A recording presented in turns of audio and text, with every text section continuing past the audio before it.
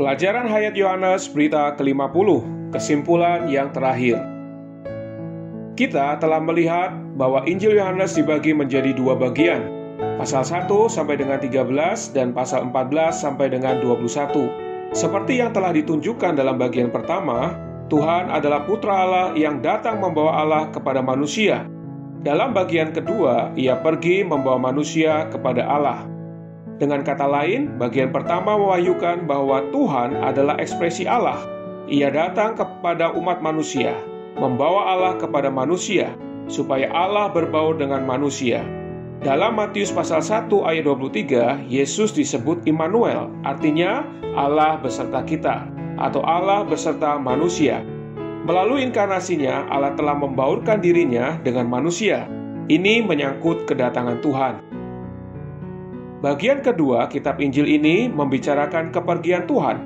Mula-mula ia dari Allah datang kepada manusia, kemudian dari manusia pergi kepada Allah, membawa manusia ke dalam Allah.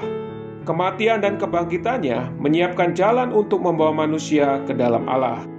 Manusia yang telah jatuh terpisah dengan Allah, terpisah jauh, tetapi melalui kematiannya, Tuhan telah menghapuskan jarak ini serta segala sekatan yang membuat manusia terpisah dengan Allah.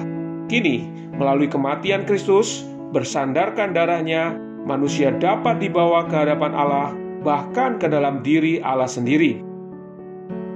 Ada 3 sudut pandang mengenai kitab ini. Pertama, mencakup 17 pasal di depan, yang mewahyukan bahwa Allah terekspresi dalam manusia. Bagian kedua, mencakup pasal 18 dan 19.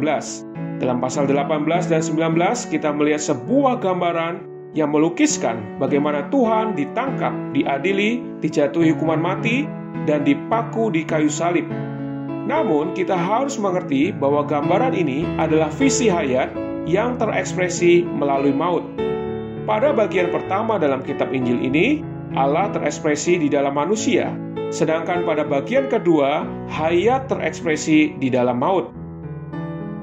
Pasal 1 sampai dengan 17 menampakkan kita bahwa Tuhan adalah Allah dalam manusia. Pasal 18 sampai 19 mewahyukan Tuhan adalah hayat dalam maut. Kini pasal 20 sampai 21 menyatakan Tuhan dalam kebangkitan adalah Roh itu. Tuhan adalah Allah, Tuhan adalah hayat, Tuhan pun kebangkitan. Dia adalah hayat terekspresi di dalam maut. Dia pun kebangkitan terekspresi sebagai Roh itu. Melalui manusia, Allah terekspresi. Melalui maut, hayat terekspresi. Melalui Roh Kudus, kebangkitan terekspresi. Dalam ketiga bagian Injil Yohanes, pertama, kita melihat Tuhan ialah Allah. Kedua, kita melihat Tuhan adalah hayat. Ketiga, kita melihat Tuhanlah kebangkitan.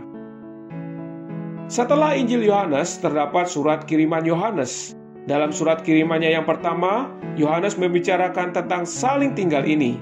Kita tinggal di dalam Allah, Allah tinggal di dalam kita. Bagaimana kita tahu Allah tinggal di dalam kita, dan kita tinggal di dalam Dia? Kita tahu Allah tinggal di dalam kita adalah melalui Roh itu, dan kita tahu kita tinggal di dalam Dia adalah melalui pengurapan minyak. Hari ini, yang paling penting adalah Allah tinggal di dalam kita, dan kita tinggal di dalamnya. Apakah hasil dari saling berhuni ini? Menurut kitab Wahyu, kitab terakhir yang ditulis oleh Yohanes, hasilnya adalah gereja, bait, dan kota. Kitab Wahyu menyinggung tentang gereja, bait, dan kota. Semua ini adalah aspek-aspek yang berbeda dari pembangunan Allah. Hasil dari saling tinggal itu adalah pembangunan. Ketika kita tinggal di dalam Allah, Allah juga tinggal di dalam kita. Kita akan terbangun dalam hayat. Dalam kebangkitannya, di satu pihak Tuhan di surga, di pihak lain Ia pun tinggal di dalam kita. Dalam kitab Wahyu, tulisan Yohanes yang terakhir, ada gereja, bait, dan kota. Bait tergantung pada soko guru, artinya pernyataan Allah tergantung pada pemenang. Di mana ada pemenang, penyertaan Allah dan Yerusalem baru atau pembangunan Allah juga ada di sana. Yerusalem baru adalah ekspresi terakhir perbauran Allah dengan manusia. Kini, kita harus mengetahui bagaimana melaksanakan pengalaman ini. Kita telah melihat jalannya dalam 2 pasal terakhir Injil Yohanes.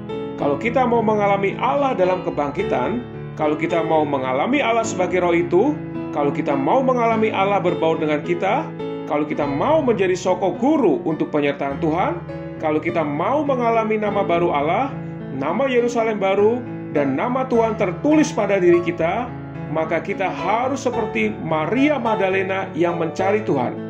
Maria mencarinya pagi-pagi sekali. Ketika mencari Dia, kita harus percaya bahwa Tuhan sudah bangkit, kini beserta dengan kita. Dan kita demi iman, bukan demi penglihatan, merealisasikan pernyataannya. Selain mencari Tuhan, percaya Tuhan, dan mengikuti sidang gereja, kita harus mempercayakan kehidupan kita kepada Tuhan. Akhirnya, kita wajib belajar pelajaran Petrus seumur hidup, dan juga mempunyai pengalaman diremukan. Jangan mengira Anda kuat perkasa. Boleh jadi hayat alamiah Anda itu kuat, tetapi kekuatan ini harus diremukan. Yang Tuhan kehendaki ialah hati Anda, bukan kekuatan Anda. Ego kita harus ditanggulangi sampai kita mengasihi Tuhan dengan segenap hati.